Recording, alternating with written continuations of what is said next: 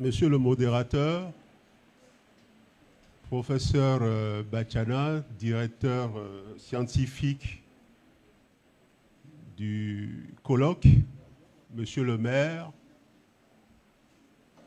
je salue respectueusement les chefs traditionnels, je salue professeur Amouzovi Dodji. Permettez-moi de faire un cours de géographie avant de jeter un coup d'œil sur le titre du panel. Je puise dans les références que j'ai la géographie de la Martinique. Alors je vais demander à la partie technique, je vous ai envoyé des photos et à chaque fois que je vous demande une photo, vous passez la photo et je fais mes commentaires. Vous passez la photo de la Martinique.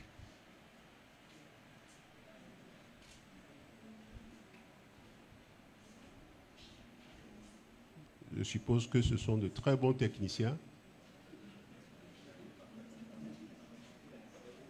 La photo de la Martinique. Vous en avez plusieurs.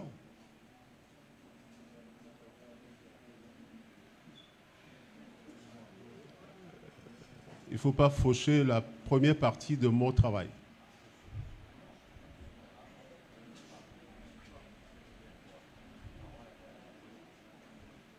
Les panélistes sont de la Martinique. Et je sais que beaucoup dans la salle ne savent pas où se trouve la Martinique. Et je vais faire un cours de géographie.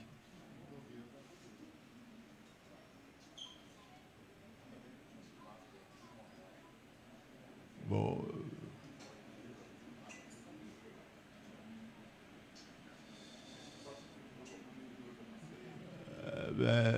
Je veux partir de la géographie. Situer la Martinique dans les séries d'îles entre Cuba et l'Amérique latine.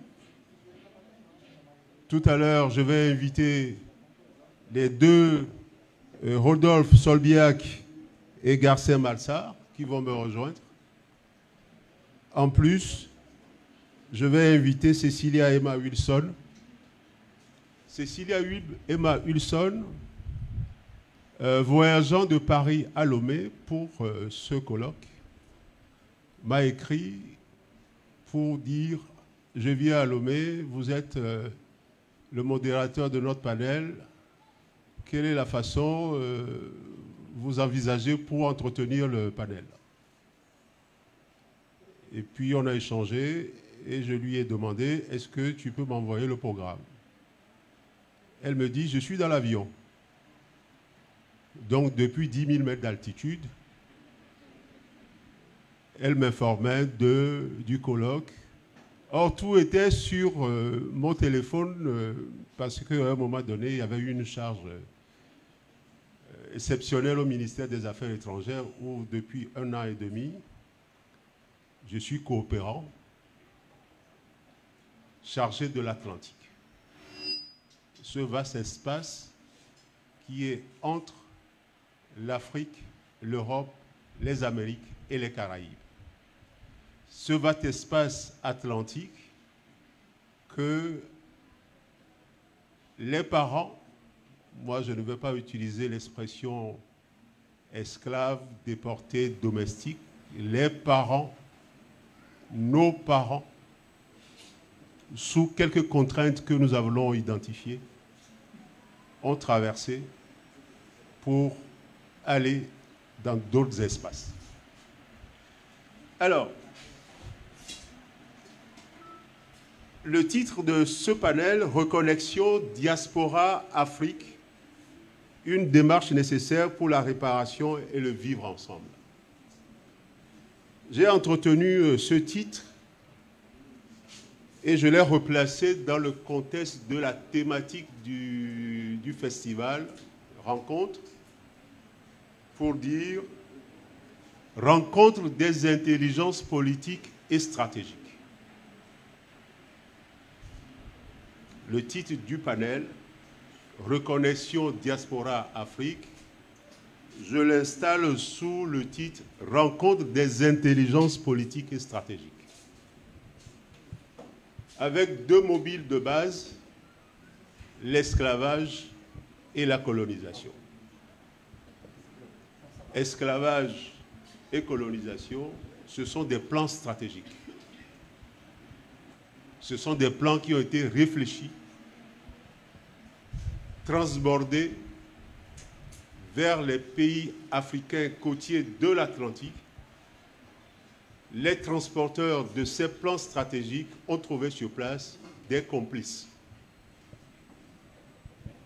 Et c'est depuis ce point que la complicité est rentrée dans les relations d'intelligence politique et stratégique.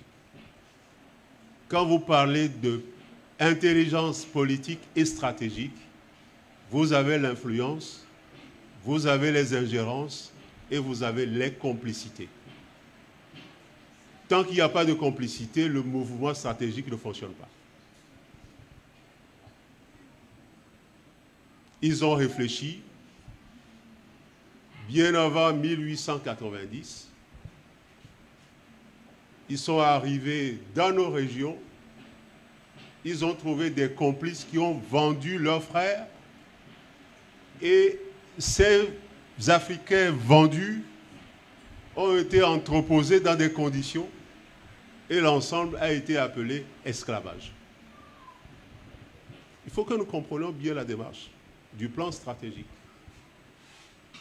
Ce n'est pas seulement sur coup de tête que les premiers qui n'ont pas cherché à exploiter les Africains, les premiers c'était qui? C'était les Portugais.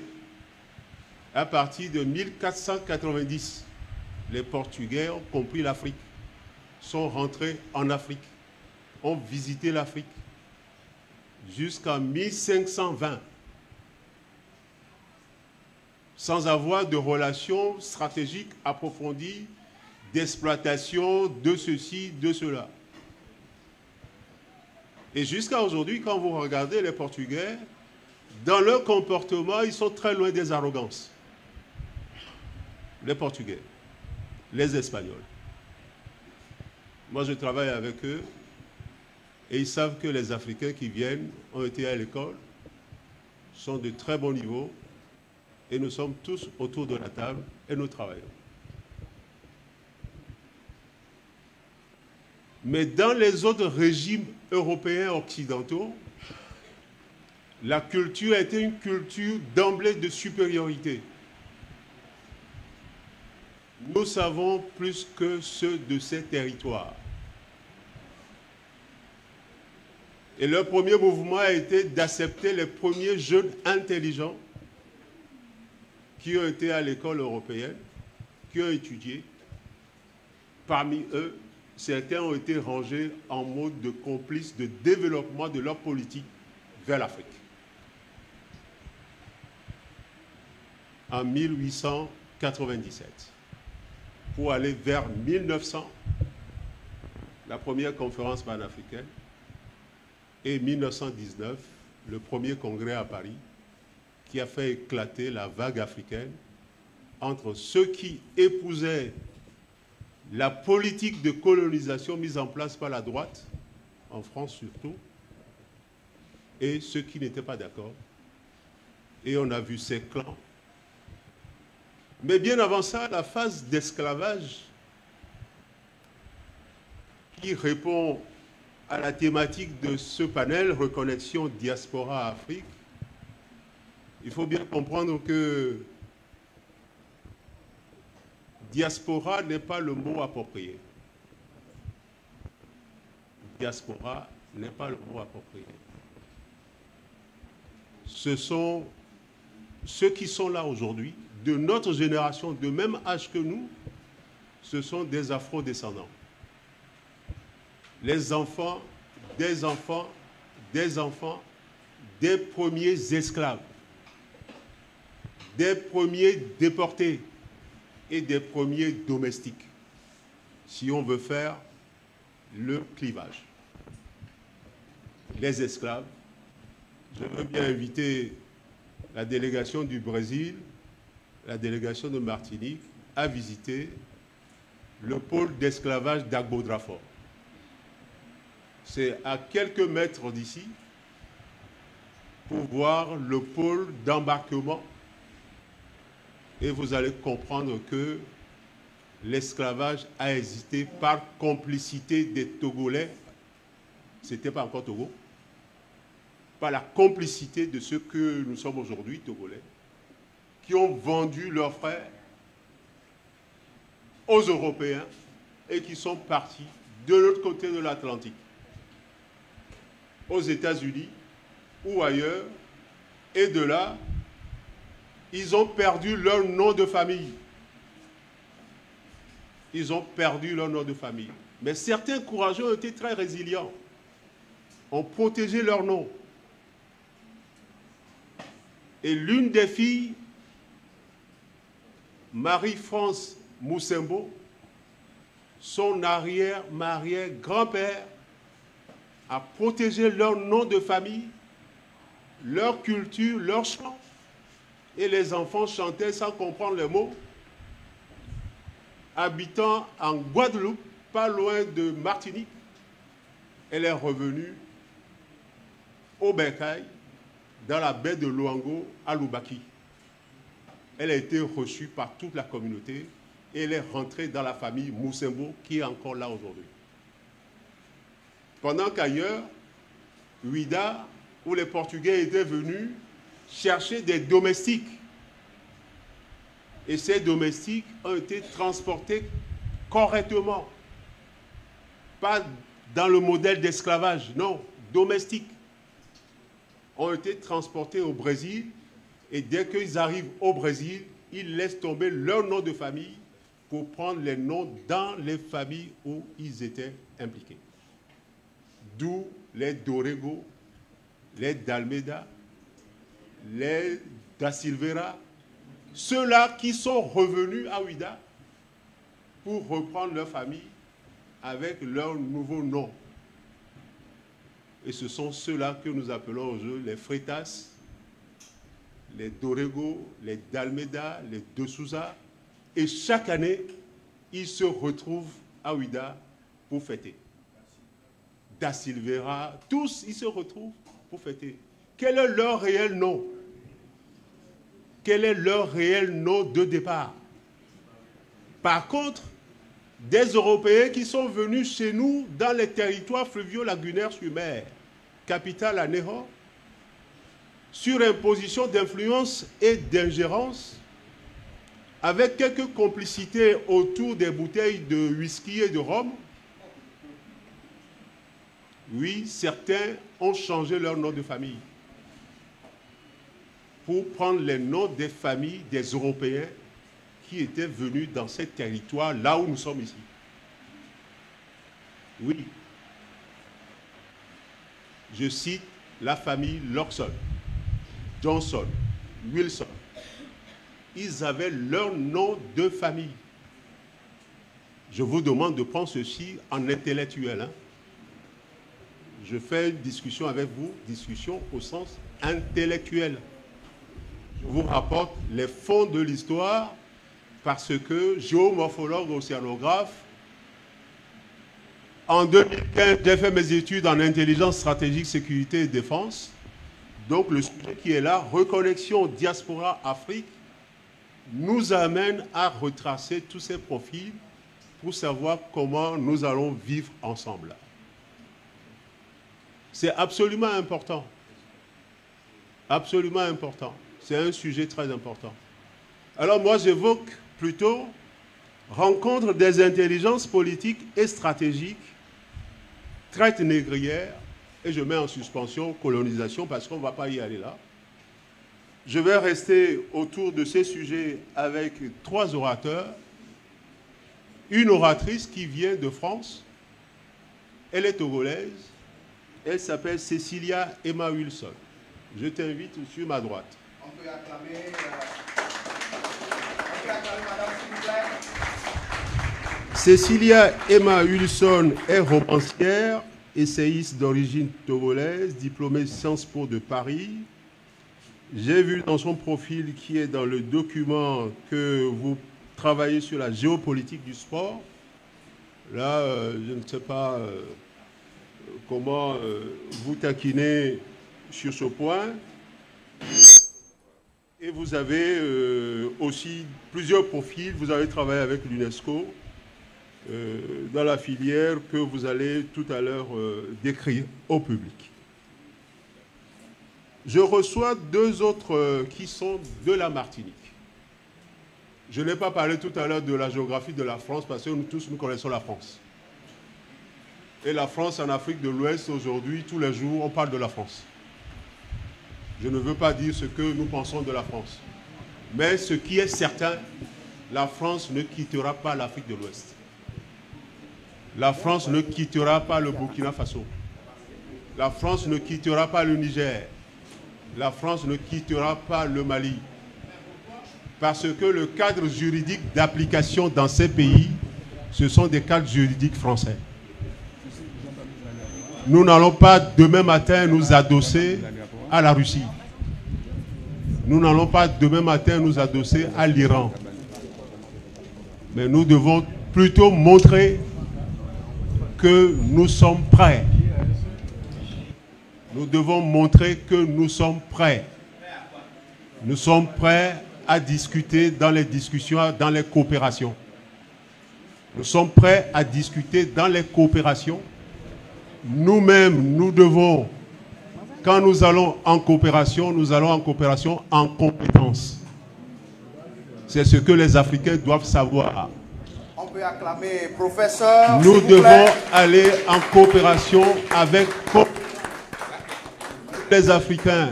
Quand nous partons en mission, en conférence, en coopération, nous allons avec les gens qui ne connaissent rien sur les sujets. Oui, c'est ça se trouve dans ce titre. Hein? Ah oui, ça se tire dans ce titre. Alors, les deux autres panélistes, Rodolphe Solbiac est docteur en langue et littérature étrangère. You from which city in Martinique? Rodolphe. Pour votre acclamation, nous allons accueillir docteur Rodolphe. Maître de conférence, habilité à diriger des recherches en littérature caribéenne, Cultural Studies and University of Antilles, Martinique, spécialiste des études postcoloniales. Prenez place. Monsieur Garcin Malsa, panafricaniste. Sous vos ovations. Je vous invite sur ma droite. Garcin Malsa est écologue panafricaniste, conseiller général de la ville de Sainte-Anne en Martinique.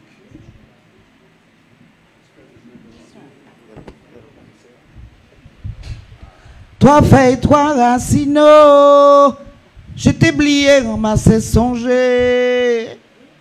Toi feuille, toi racino, je t'ai oublié, ramassé, songé. Je t'ai oublié, ramassé, songé. Je t'ai oublié, ramassé, songé. Toi feuille, toi racino, je t'ai oublié, ramassé, songé. Toi feuille, toi racino, je t'ai oublié, ramassé, songé. Je t'ai oublié. Je t'ai oublié, je t'ai oublié, m'a c'est songé. Merci.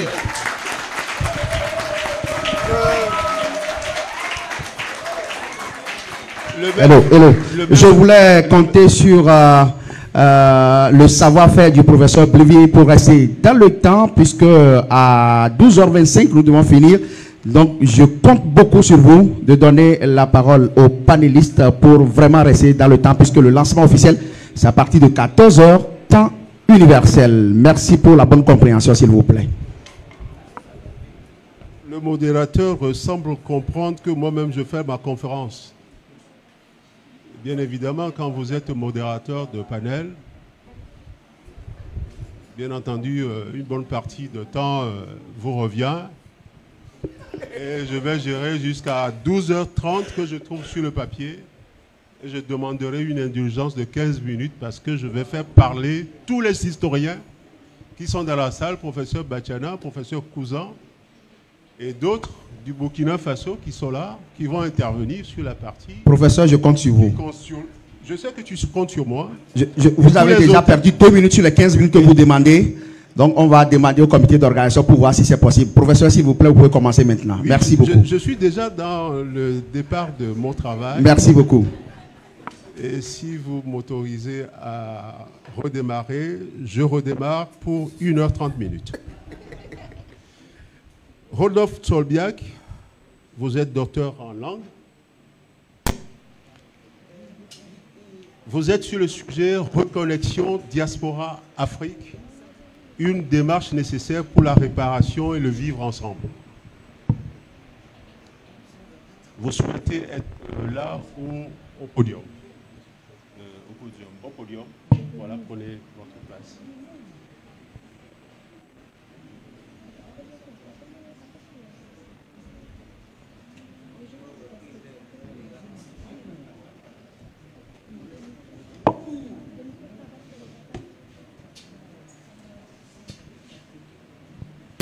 Alors, bonjour à toutes et à tous.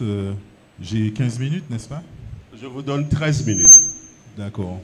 Alors, avant de commencer mon propos sur la reconnexion, je voudrais apporter un point de vue articulé par Mireille Fanon-Mendès-France, experte du groupe de travail sur les afro-descendants au Conseil des droits de l'homme de l'ONU, le 18 mars 2016, Journée internationale pour l'élimination de la discrimination raciale.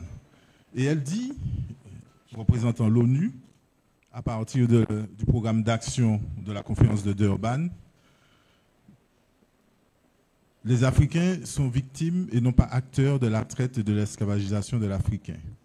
C'est une vaste entreprise économique et commerciale liant plusieurs continents qui a entraîné la dislocation des royaumes et des empires en principauté réduite à se faire la guerre afin d'avoir des prisonniers qui pourront s'échanger, notamment contre des fusils. Déplacement de population provoquant de nouveaux heurts, antagonisme vivace et surtout un traumatisme collectif inouï aux conséquences durables. La déclaration se poursuit, tout le tissu économique et politico-administratif qui s'était constitué fut progressivement perverti puis ruiné. Les gens furent réduits à l'autosubsistance dans des sites de défense difficiles à cultiver et à alimenter en eau. Il s'ensuivit une régression énorme dans tous les domaines. Deuxième point, la résolution du Parlement européen de 2019 sur les droits des personnes d'ascendance africaine dit « L'esclavage de l'Africain est un crime contre l'humanité ». Troisième point, la résolution de l'ONU, du Parlement européen de 2020, dite résolution George Floyd, dit l'esclavage est un crime contre l'humanité, l'esclavage de l'Africain, et le colonialisme est un crime. Donc voilà les quelques points que je voulais apporter au débat avant de commencer mon intervention. Alors mon intervention s'appelle Reconnexion diaspora-Afrique, une démarche nécessaire pour la réparation des crimes coloniaux. Cette présentation montre qu'après de nombreuses initiatives de reconnexion menées par des organisations culturelles panafricanistes caribéennes, en particulier depuis le début des années 2000, la reconnexion Caraïbes-Afrique est entrée dans une dimension institutionnelle internationale. Depuis peu, elle est entrée dans une dimension politique, économique, géopolitique, pour tenter de dépasser l'injustice culturelle et économique héritée de l'esclavage colonial des Africains déportés dans la Caraïbe. Nous examinerons 6 points. La reconnexion diaspora-Afrique par affiliation culturelle dans un premier temps, qui est la base de l'autoréparation caribéenne. Ensuite, nous nous pencherons sur la reconnexion plus organisée des années 2000. Nous commenterons ensuite la reconnexion de la décennie 2013-2023, qui est très importante, telle qu'elle a été menée par les organisations panafricanistes caribéennes. Après cela, je parlerai du tournant institutionnel de la reconnexion dans la Caraïbe anglophone à la fin de la décennie 2010. En 5e position, je parlerai de la mise en place d'une dynamique géopolitique et économique de reconnexion. Et nous terminerons sur le tournant majeur qui se prend depuis 2023, où la reconnexion devient coopération économique, revendication de réparation pour l'Afrique entière, et puis début de l'implication politique d'un chef d'État dans la revendication de réparation.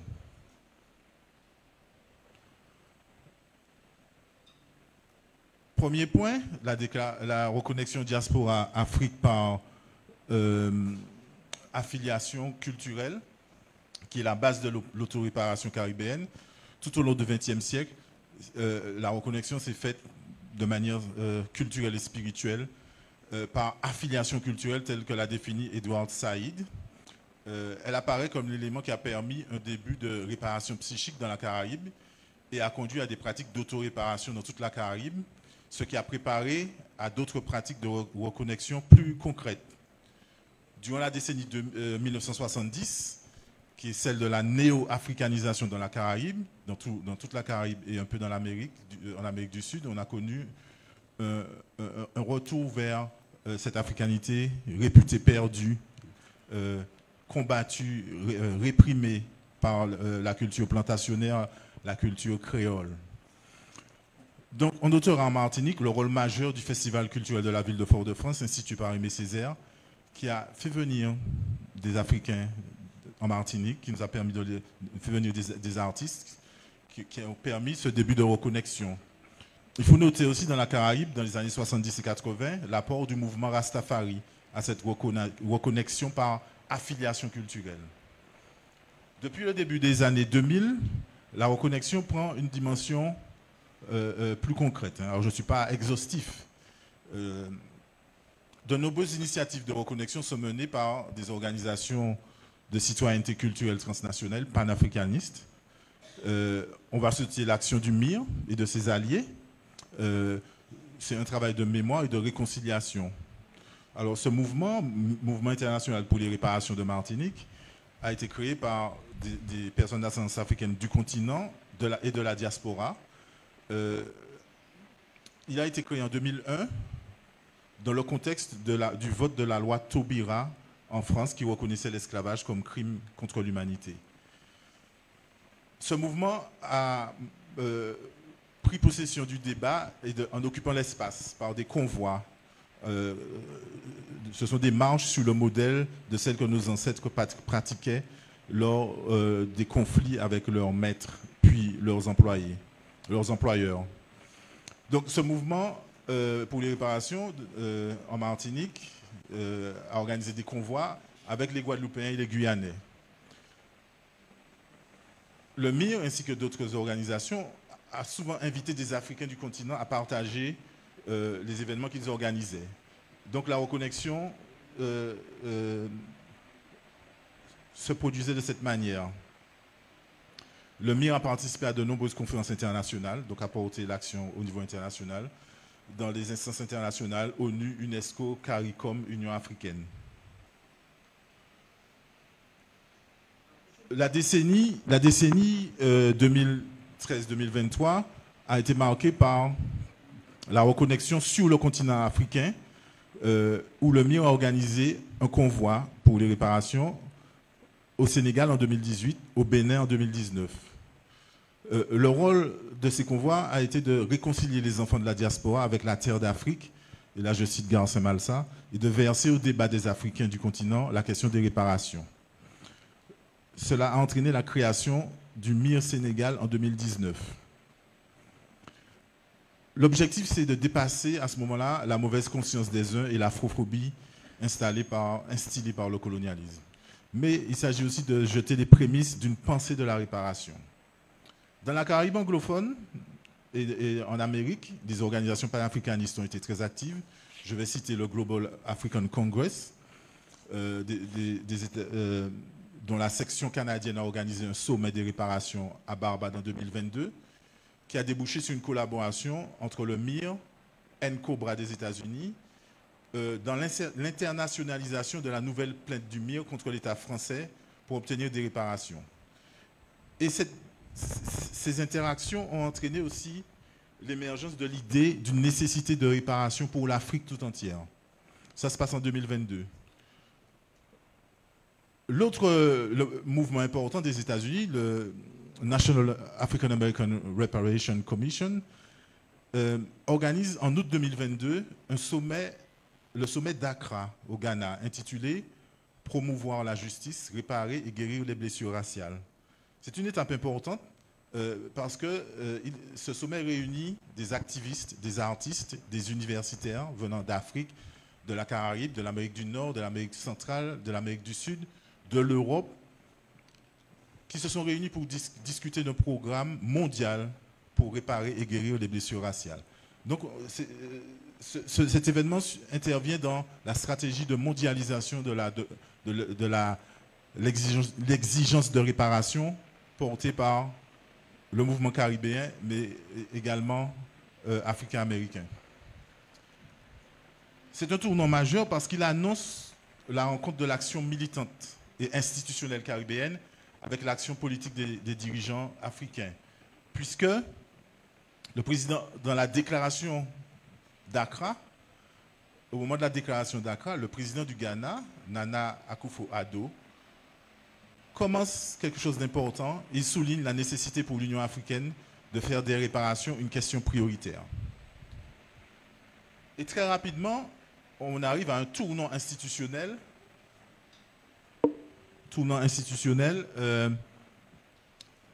Alors, avant d'examiner le dernier point, il faut mentionner que dans la Caraïbe anglophone, la revendication de réparation est déjà institutionnelle, puisqu'elle est portée par une organisation internationale d'États caribéens qui s'appelle la CARICOM.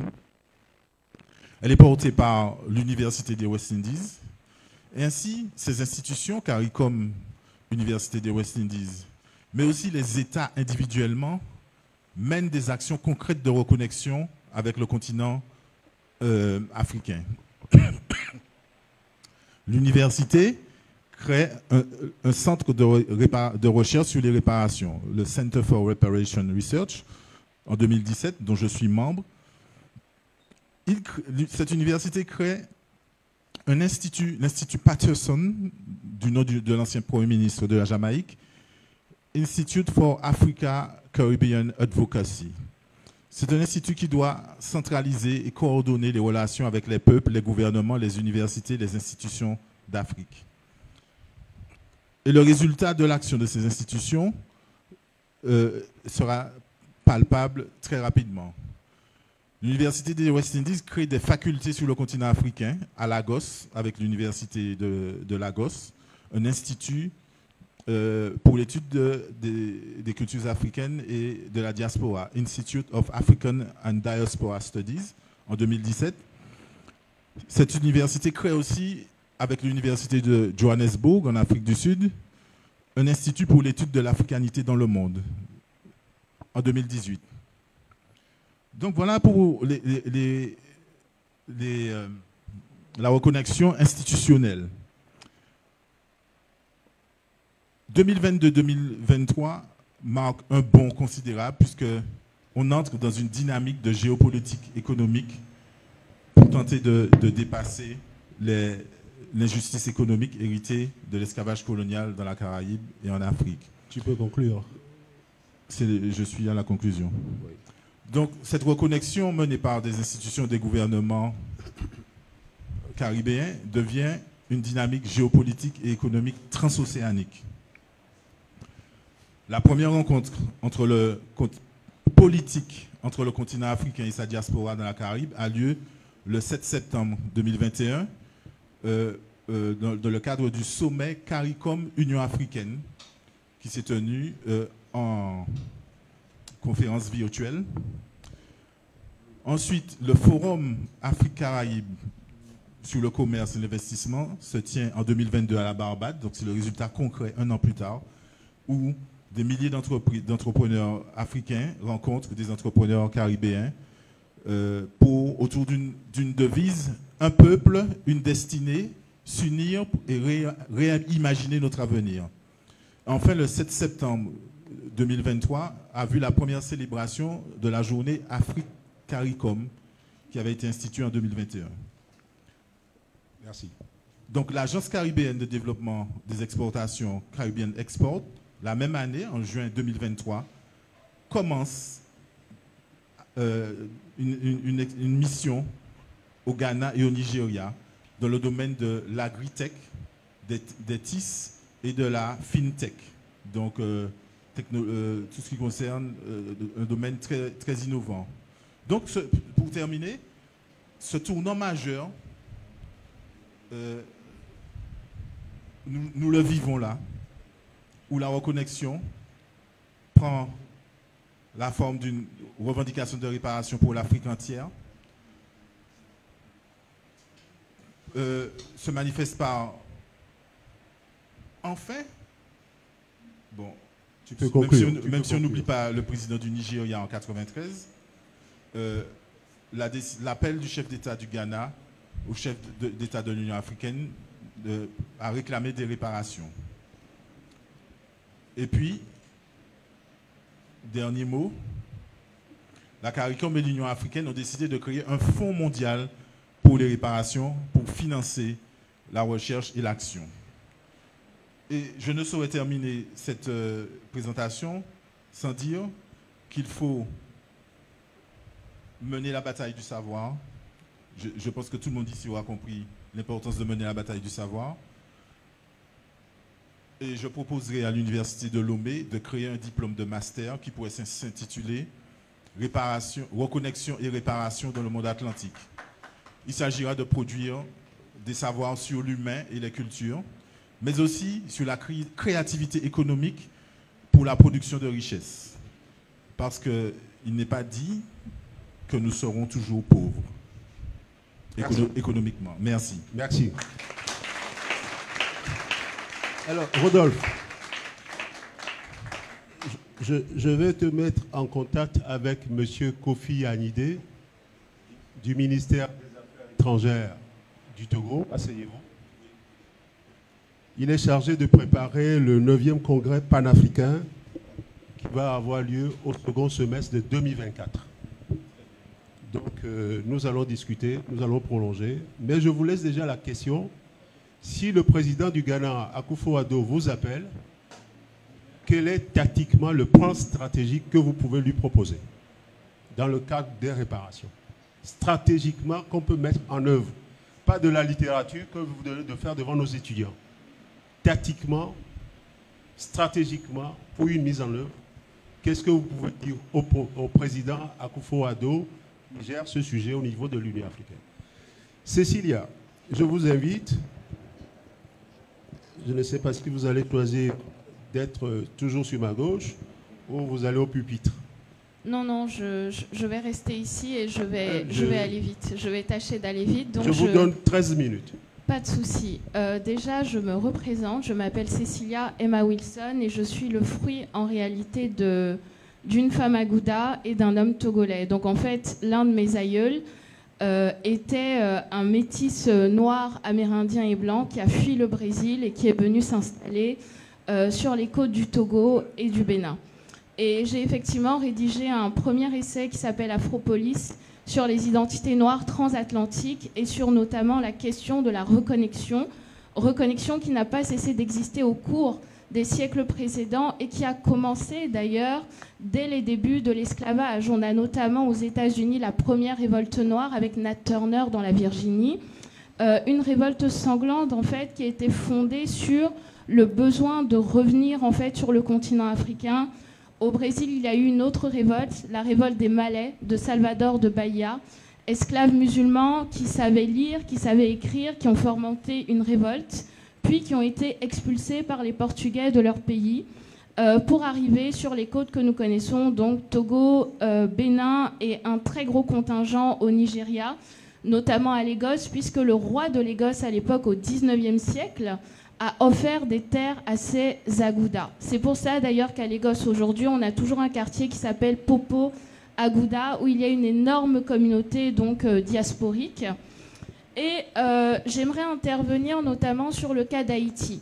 Donc j'aimerais commencer ma présentation par Haïti. Le 1er janvier 1804, Haïti proclame son indépendance à la suite d'une révolte sanglante pour chasser les négriers et les colons français. Et comme vous le savez sans doute, Haïti est la première nation noire indépendante de l'humanité. En 1825, Haïti voit malheureusement accoster sur ses terres un navire français avec un émissaire du roi Charles X, du roi français, qui menace Haïti et qui lance un ultimatum qui sera de verser à la France des réparations, faute de quoi la guerre sera déclarée.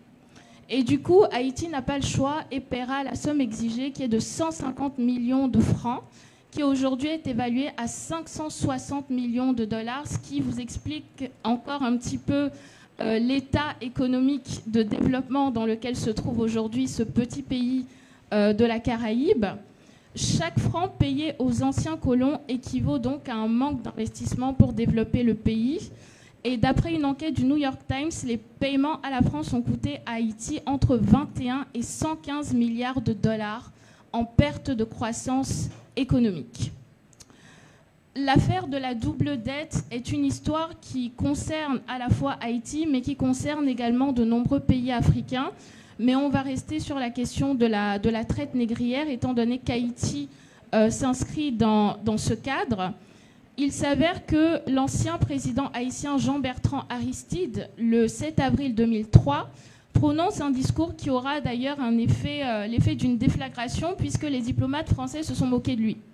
Il demande à la France une restitution de la somme payée par son pays, qu'il chiffre très exactement à 21 milliards 685 millions 135 571 dollars et 48 cents.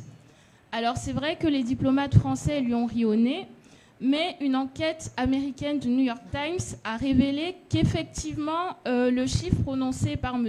Aristide n'était pas du tout délirant, mais serait peut-être même en dessous de la réalité de ce que les Français doivent rembourser à Haïti. Et je prends le cas spécifique d'Haïti parce qu'il soulève la grande question effectivement des réparations liées à la traite transatlantique négrière. En France, c'est une question qui a été... Rodolphe en a parlé tout à l'heure, mais c'est une question qui vraiment commence à prendre corps en 2012, au début du quinquennat de François Hollande, grâce à Madame Christiane Taubira, qui a milité, qui s'est battue pour que l'esclavage soit désigné comme un crime contre l'humanité. Un sujet qui a d'ailleurs fait débat à l'Assemblée nationale française, étant donné que les députés ont refusé que le terme déportation, qui est appliqué aux Juifs et au cas de la Shoah, soit appliqué au cas des populations noires réduites en esclavage. Madame Taubira, normalement, avait également prévu dans sa proposition de loi qu'il y ait des réparations matérielles qui ont été refusées par l'État français, mais ce n'est pas le seul pays. Aux États-Unis, il y a eu également une proposition de loi par le sénateur Conyers, qui est afro-américain. Pendant plus de 10 ans, il a demandé que la question des réparations matérielles soit soulevée, sachant qu'on estime que chaque afro-américain, en raison des dégâts liés à l'esclavage, devrait percevoir 350 millions de dollars par habitant pour rattraper en fait tous les problèmes structurels qu'a causé l'esclavage. Pour ceux qui ne le savent pas, évidemment, l'esclavage a eu des dégâts incommensurables sur des communautés entières qui aujourd'hui sont encore réduites à vivre sous le seuil de pauvreté, qui n'ont pas toujours accès aux soins et qui vivent en plus une forme de discrimination étatique, discrimination structurelle, racisme d'État et racisme structurel dans les pays où ils sont installés. Et là, je parle en particulier du cas des États-Unis d'Amérique. Du côté de la Jamaïque également, il y a eu une demande faite par le mouvement Rasta, les Rastafari. Pour ceux qui ne le savent pas, le mouvement Rasta est né notamment de la fierté qu'avaient les Jamaïcains de voir que l'Éthiopie de Ménélique II avait battu l'Italie de Mussolini. Et ce qui se passe à cette époque-là, c'est que les soldats de l'armée de Ménélique II, pendant la guerre, en fait, leurs cheveux s'en mêlaient. Et on a dit que leurs cheveux devenaient des locks, donc des nœuds en anglais, et on les surnommait dreaded, qui signifie donc redoutable. C'est pour cette raison qu'en fait, beaucoup de Jamaïcains et d'autres personnes dans la Caraïbe se sont emparés de cette coiffure qu'on appelle aujourd'hui dreadlocks, pour la petite anecdote et la petite histoire. Donc la Jamaïque réclame également à la Grande-Bretagne des réparations, mais la Grande-Bretagne a également refusé. La question a donc été portée devant les Nations Unies, devant l'ONU, qui a décrété 2013 à 2024 décennie des personnes d'ascendance africaine. Mais ce qui se passe, en fait, c'est que l'ONU a fait les choses à moitié. C'est-à-dire que l'ONU est allée au milieu du chemin et a lâché l'affaire. En gros, l'ONU a dit quoi? L'ONU a dit, OK, d'accord, on se prononce en faveur des réparations, mais on ne va forcer aucun État à réparer. C'est littéralement ça. Et aujourd'hui, nous sommes un peu, j'ai envie de dire, devant une voie sans issue, parce qu'on ne sait pas comment faire pour obtenir réparation légale et juridique. Est-ce qu'il faut attaquer les États? Est-ce qu'il faut attaquer les anciennes familles esclavagistes? Et disons-le clairement, est-ce qu'il faut aussi s'en prendre aux anciens royaumes africains comme le royaume d'Abomey, qui a été un acteur principal de la traite négrière? Écoutez, je vous laisse réfléchir sur ce sujet et je vais laisser le troisième panéliste prendre la parole. C'est moi qui gère le panel. Emma, c'est moi qui gère le panel. Je comprends l'autorité du genre aujourd'hui et je veux bien aussi que nous aussi on laisse tout petit peu la place au genre pour la prochaine gestion en mode de diplomatie féminine. Madame le ministre, ça va arriver. C'est en cours. Alors, c'est bien. Est-ce que nous devons toujours continuer de dire c'est à cause de l'esclavage que nous sommes dans la pauvreté? Est-ce que nous devons continuer toujours de dire que c'est l'esclavage qui... Est-ce que nous devons toujours continuer? Je laisse ce sujet à tout le monde. Vous pouvez en débattre autour du repas. Mais je suis certain que le maire va prendre la parole pour dire que nos pays africains, pour l'instant, nous n'allons pas payer des dettes de colonisation, tout ça. Parce que nous avons besoin de faire notre développement. Ça, je suis sûr. Je vais me mettre au niveau... S'il vous plaît, Garcia. De la salle. S'il vous plaît. Oui. Je vais vous introduire. Ah, tu n'as pas fait? Je vais vous introduire. Pourquoi tu l'avais fait? Oui, je vais vous introduire. Respectueusement, je vais vous introduire. Ah bon, d'accord, d'accord. Oui, respectueusement. Nous sommes dans les âges aussi et je considère que je dois prendre ceci en compte. Et votre référence est notable. Vous êtes panafricaniste et je sais que vous avez beaucoup de choses à nous dire. Et je vous invite, soit sur ma droite, face au public, au maire et au directeur de scientifique, ou bien vous allez au pupitre, montrer toute la ferveur par le chant, par la dynamique d'âme. Oui. Vous pouvez donc nous apprendre quelque chose que nous allons retenir de la Martinique. Oui. Alors, il faut nous prendre un fond de Martinique. Oui, alors, merci, oui, je vais... On veut garder quelque chose de Martinique. De chaud, oui, de très chaud de Martinique. Oui. Alors, je vais demander à ma soeur de venir à mes côtés. Oui, bien sûr. C'est comme ça on fait. Chaque fois que je vais dans un colloque international, j'ai toujours avec moi une femme. Je fais ça. Je fais comme ça, et puis c'est bon. Voilà. Et comme je crois au symbole, je vais remettre symboliquement le drapeau martiniquais à l'ambassadeur du Brésil. Il y en avait un pour le maire, mais le maire n'est pas là. Ce sera fait plus tard. Alors, oui, Bayapal, oui. Il est là. Je n'ai pas vu. Pourquoi vous cachez, monsieur le maire? Il est discrètement. Il faut applaudir le maire. Voilà. Merci, monsieur le président. Merci à tous les organisateurs qui nous ont permis de faire ce déplacement.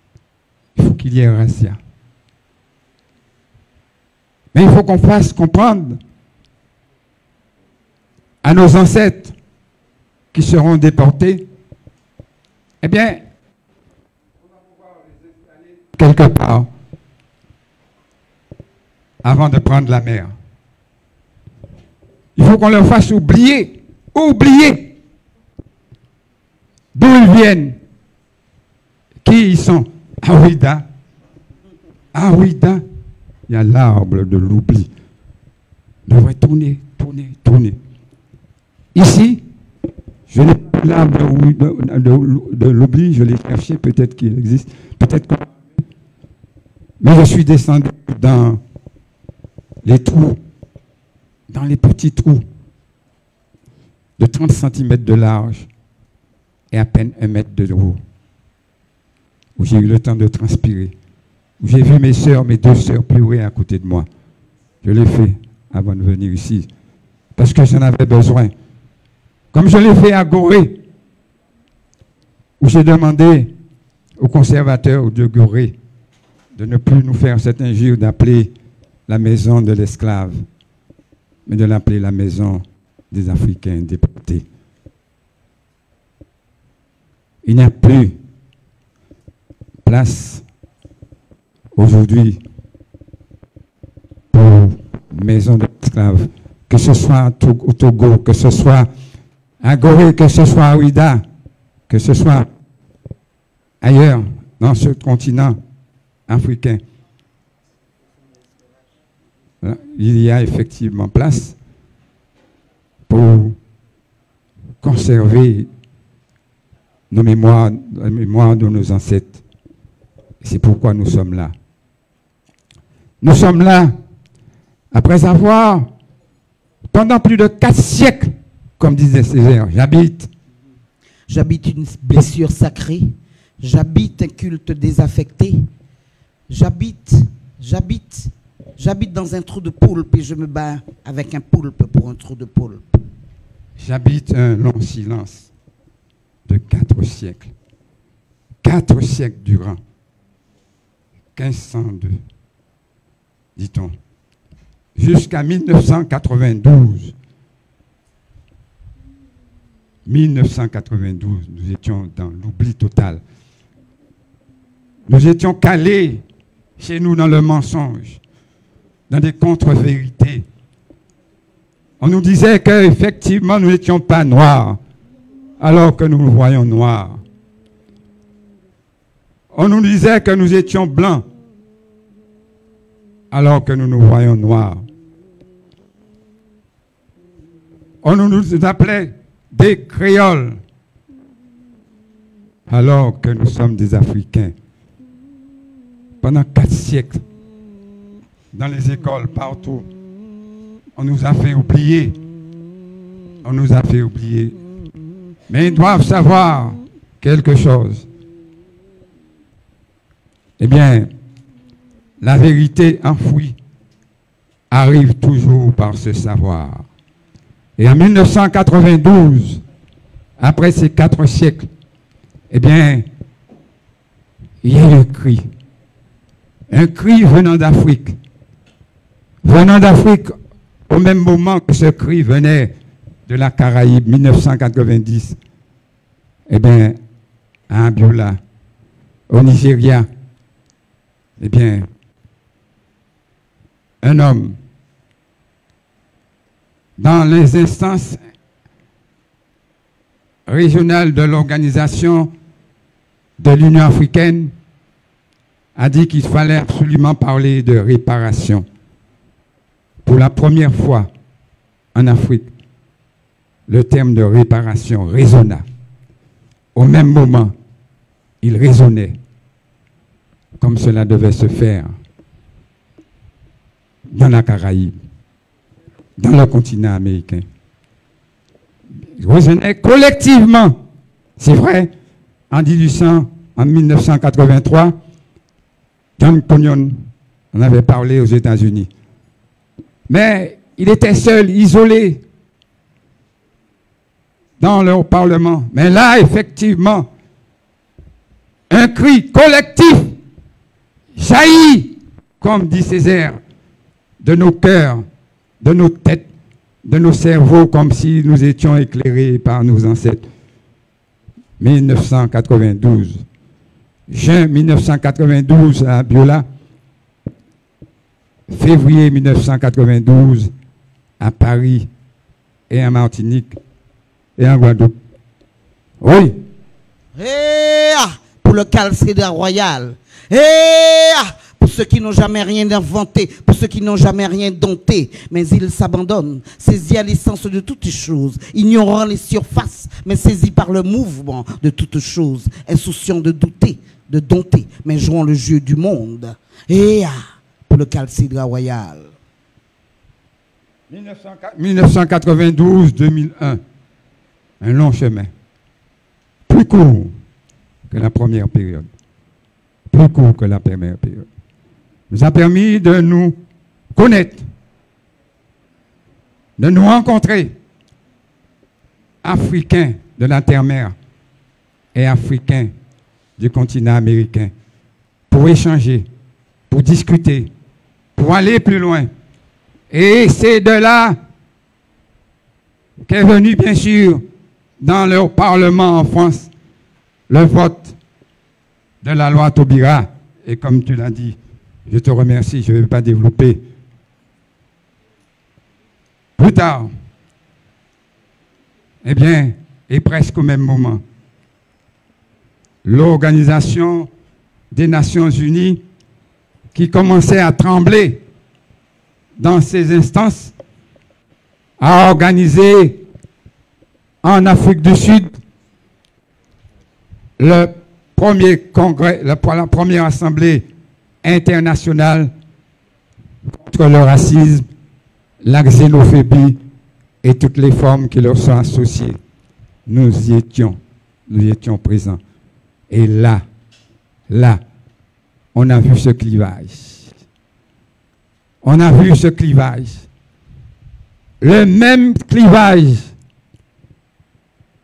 qui avait apparu en 1804, lorsque Haïti, avec Christophe et les autres combattants, ont pris l'assaut pour devenir, avec Dessalines en tête, la première République noire, eh bien, a apparu un clivage énorme qui a mis en ostracisme Haïti. Haïti a été ostracisé de 1804 à 1862. Ce n'est qu'en 1862, à la demande impérieuse du tsar, que les puissances occidentales ont accepté que Haïti soit reconnu à la SDN, à la Société des Nations. Voilà Haïti qui monte à la Société des Nations pour défendre non pas seulement les peuples noirs, pour défendre tous les peuples du monde, pour défendre y compris les Juifs, pour porter la voix des Juifs à la Société des Nations, pour aller combattre, envoyer des généraux jusqu'en Éthiopie. Oui, c'est ça la réalité. Parce que Haïti, superpuissance de l'époque, faisait trembler les impérialistes, faisait trembler les colonialistes, faisait trembler les esclavagistes. Pendant de 1804 à 1862, ce pays a été ostracisé. Et puis on me demande maintenant, aujourd'hui, après ce que tu viens de dire, pourquoi Haïti est dans cet état? Quelle est la cause majeure de cet état? Je vous laisse le soin de le dire. Et aujourd'hui, nous sommes là. Nous sommes là dans la dernière phase de la décennie des personnes d'ascendance africaine qui va se terminer à la fin de 2024. Mais entre-temps, nous avons évolué. De 2005 à 2017. Tant pis pour la France, qui, prise dans son arrogance, à voter cette loi. Et avec nos avocats, dont l'un ici présent qui doit intervenir plus tard, Dominique Monotouka, je vous demande de l'applaudir. Je vous demande de l'applaudir, qui se met debout pour qu'on puisse se voir. Eh bien, nous avons abordé effectivement une plainte contre l'État français en 2005. Le MIR, le Mouvement international pour les réparations, a osé traduire l'État français devant les tribunaux. Et nous étions ridiculisés à l'époque. Nous étions ostracisés. Nous étions marginalisés. Parce que tout simplement, nous demandions à l'État français de mettre de côté une petite somme de 250 000 euros.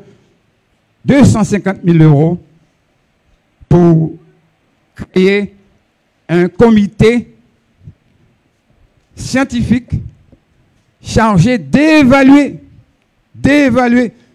le crime. Il y a un crime. Ils ne veulent pas réparer. Nous prenons sur nous la responsabilité de leur dire, faites un geste de 250 000 euros. 250 000 euros. La grande France généreuse qui dépense tant en Ukraine et partout pour qu'effectivement, nous évaluions ce crime. Ils ont refusé, ils nous ont ri au nez. Et comme nous sommes des gens déterminés par les énergies africaines que nous portons, nous, par la puissance africaine qui s'est dégagée depuis 1791, eh bien, au serment du Bois Caïman, à Haïti, ça nous a servi d'exemple.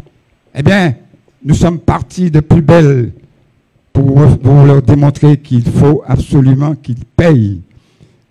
Nous avons épuisé toutes les juridictions françaises.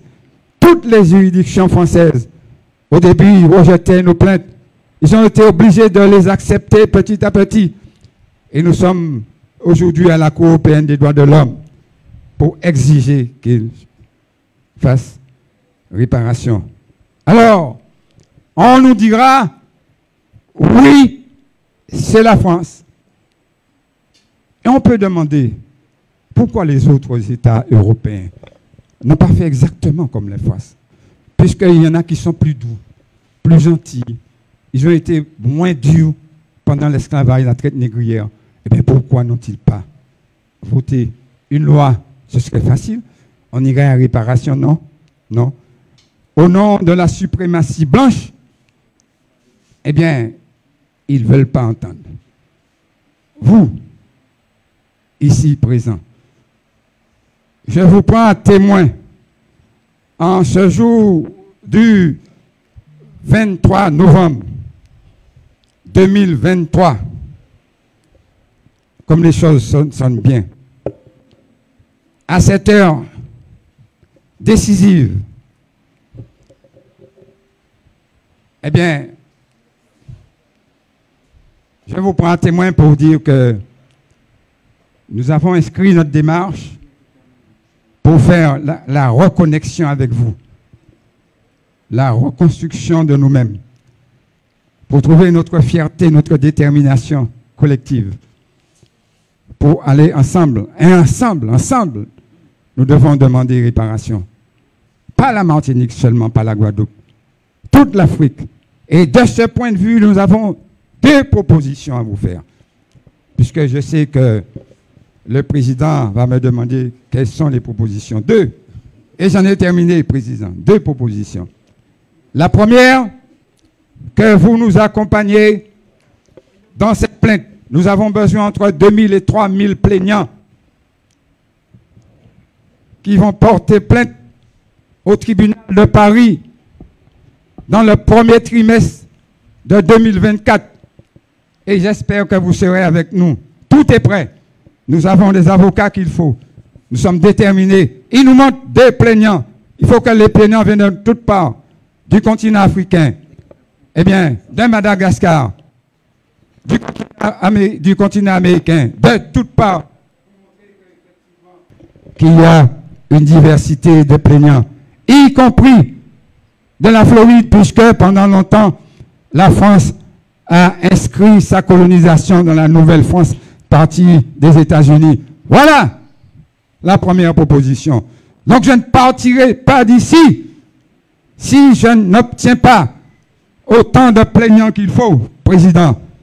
Et je sais que je vais obtenir. Et puis, la deuxième chose, que nous soyons connectés en permanence avec les médias du continent africain pour que effectivement les voix soient concordantes, soient cohérentes, soient convergentes pour avancer ensemble. Voilà.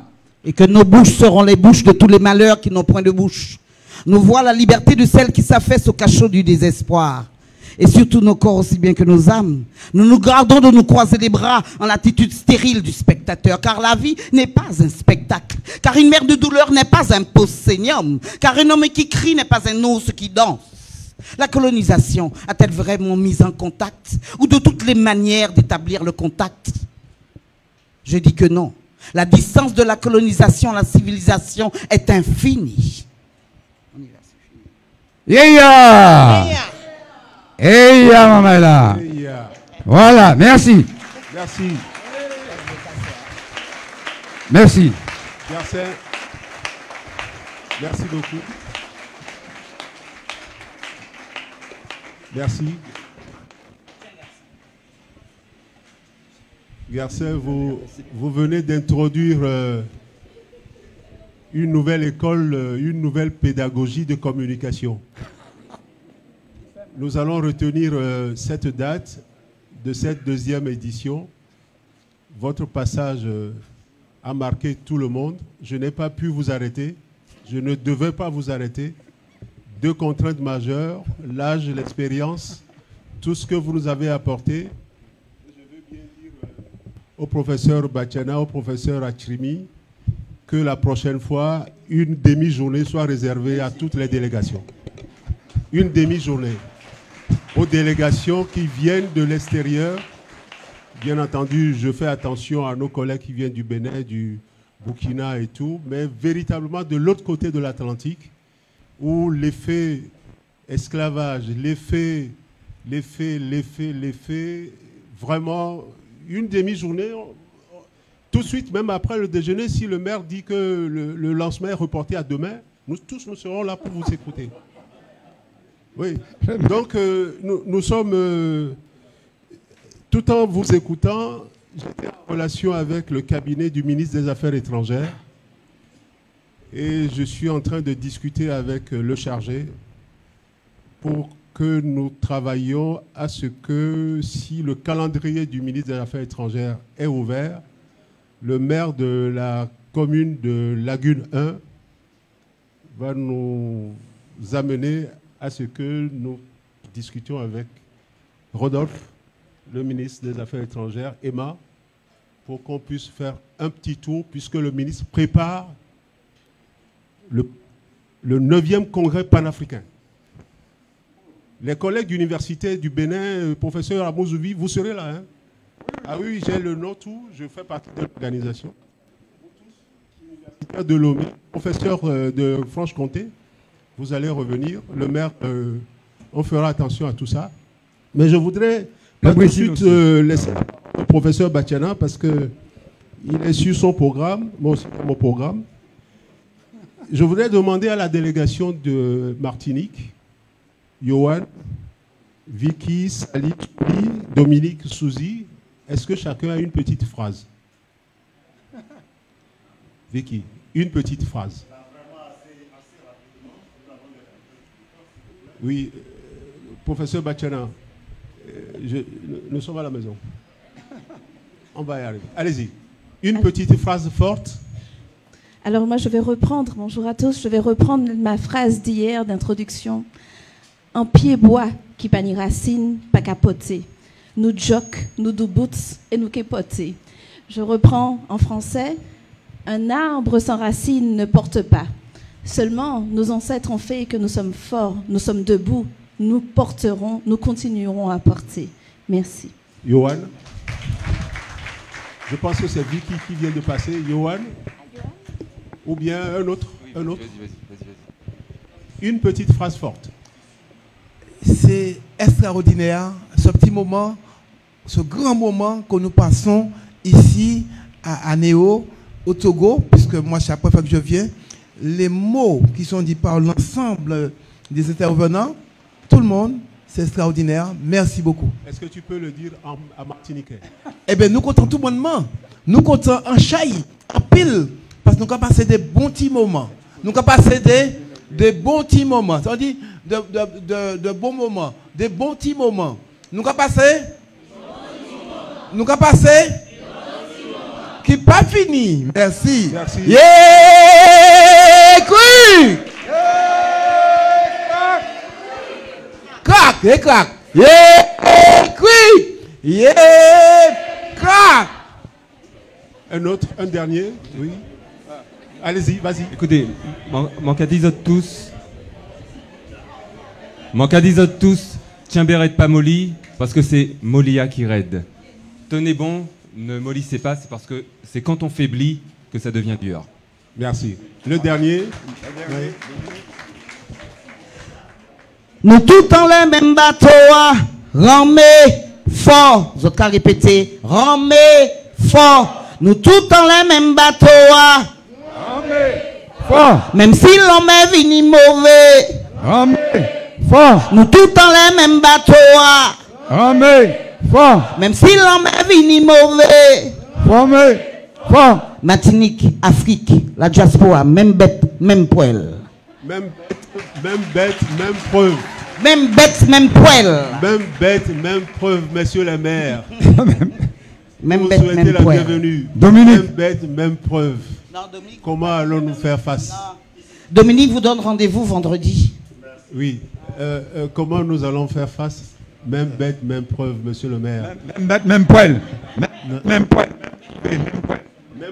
Même poil, oui. Même poil, oui. Ah, d'accord. Donc, nous allons commencer par parler de Martinique. Le professeur n'a pas pu arrêter le doyen par la force de l'âge. Le président du conseil scientifique ne peut pas arrêter le professeur. Oui. Mais je voudrais souligner simplement la présence parmi nous du maire de la commune Kosa 1. Oui. Merci de le reconnaître et de l'acclamer. Oui, oui. Oui. En restant toujours dans la dynamique de la reconnexion, nous ne pouvons pas reporter la cérémonie officielle d'ouverture. Nous ne pouvons pas la décaler non plus de quelques minutes. Je prie le professeur, oui, il me reste compte tenu de l'importance du sujet, on pourrait revenir là-dessus demain dans les débats. Ah oui. Mais vraiment, il faut conclure dans 2 minutes. Alors, je conclue. Voilà. En passant quelques notes de révision politique et stratégique issues de cet ensemble que vous avez entendu. Cécilia, merci beaucoup pour ton test. Je vais publier le test avec la permission du maire des Lagunes 1. Moi, je ne dis pas Lac 1. Et Garcin, merci beaucoup. Vous avez suffisamment collecté des questions. Et nous pouvons demain, comme le propose le professeur Batiana, nous allons trouver des moments pour revenir là-dessus. Comme j'ai des questions aussi pour Hakimi sur les rencontres amoureuses, il n'y a pas de rencontres amoureuses en fait. Il n'y a que des rencontres fructueuses.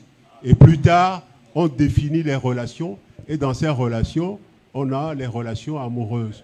De la même manière que lorsque des chefs d'État africains ne s'entendent pas et qu'ils se retrouvent en Allemagne, quelle est la sécrétion hormonale qui les amène à avoir un autre endroit pour pouvoir discuter? Il ne faut pas qu'un coup d'État fasse embêter les chefs d'État dans la région pour qu'il y ait d'autres coups d'État. Reconnexion diaspora-Afrique, reconnexion des Afro-descendants avec l'Afrique. Voilà. Éliminons le mot diaspora. Éliminons le mot diaspora. Les Afro-descendants qui qui sont partis et qui reconnaissent. J'étais en Jamaïque toute cette année, j'ai vu des Jamaïcains, quand tu vois leur visage, tu dis qu'il est de Lomé, il est d'Agbodrafort, il est de ceci. Et j'ai découvert un Anthony, quand il m'a dit Anthony comme ça, j'ai dit mais comment? Mais tu le vois, c'est comme mon frère d'Agbodrafort de machin. Il dit je veux revenir. Mais revenir où? Ils ne savent pas. Mais il veut revenir. Tous. Comment les accueillir? Comment nous allons travailler? Les premiers qui doivent travailler sur ça, ce sont les maires. Je vous remercie. Merci, prof. Merci. Blévy. Merci aux panélistes et toutes excuses pour avoir été obligés de reporter la séance de débat. On espère pouvoir trouver un moment demain pour revenir sur la question, mais restez connectés avec le colloque et le festival. La cérémonie d'ouverture est prévue dans quelques minutes, on va dire.